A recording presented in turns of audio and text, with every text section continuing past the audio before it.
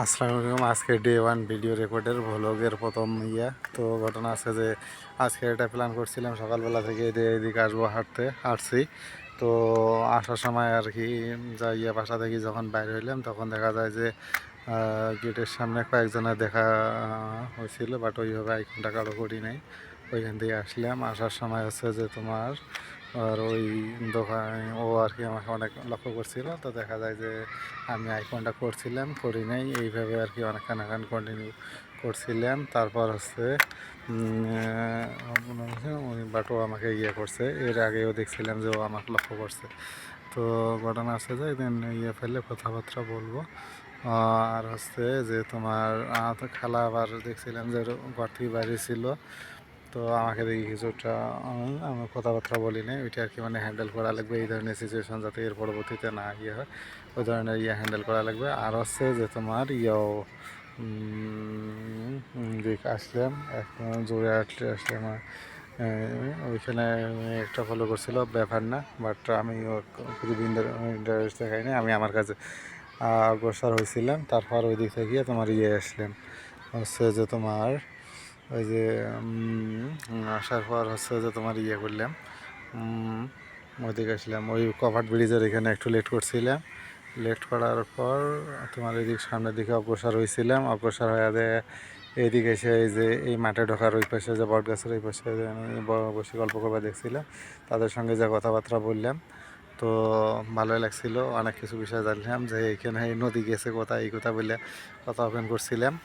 তো যা বুঝলাম যে কোনো একটা টপিক নিয়ে ইন্টারেস্ট দেখে করা লাগবে, তারপরে পরবর্তীতে কনভারসেশন অটোমেটিকভাবে রান হবে এইটা। তো কথাবার্তা বললাম অনেক কিছু, ভালো মন্দ অনেক বিষয় নিয়ে কথাবার্তা বললাম। এখন ঘটনা আছে যে আমার এই বিষয়টা নিয়ে আমি খুবই আর কি মানে কনফিউজ, আসলে আমি মানুষকে কীভাবে বলবো যে এটা আঘাত পাইছিলাম। তো এটা আঘাতে উঠে বসে জয়েন্টের সমস্যা হয়েছিল।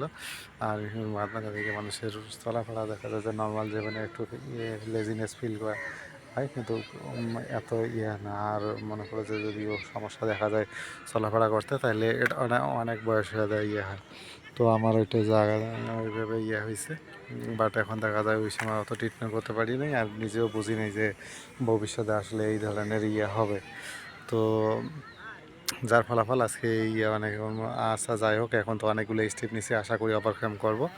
তো তারপর ওই দিক থেকে আসিয়ে মাঠে নামার সাথে একজনকে ফিরি দেখলাম যে ও খেলা দেখতেছে, তার সঙ্গে ওর সঙ্গে কথাবার্তা বলে করলাম, তোমার ওই ছবি তুলে নিলাম, 4টে ছবি তুলছে, 5টা মানে ছবি তুলছিল।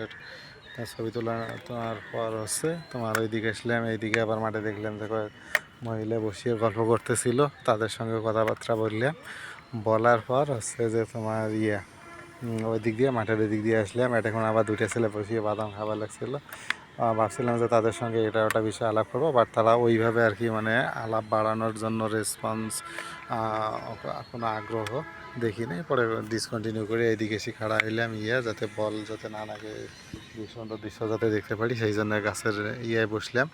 ওইখানে একজন বয়স্ক লোক, উনি আবার মোবাইলে ইভেন্ট রেডি শুনছিল, তার সঙ্গে একটু কথাবার্তা বলার ট্রাই করলাম, খেলা দেখলাম, মাঠে এনজয় করতে চাইলাম, করলাম মোটামুটি।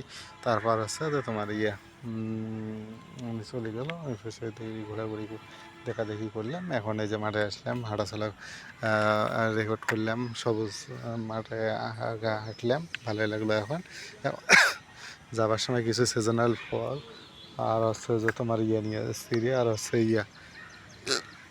লেবু নিয়ে যাব। তো দিনটা প্রথমে একটু আজকে কাজকাম না হলো, পরবর্তীতে ভালোই কাটলো। এখন যে দেখি কিছু কাজকর্ম করব, এই হচ্ছে আজকের তো কালকে আবারও দেখা হবে নতুন কোনো ব্লগে।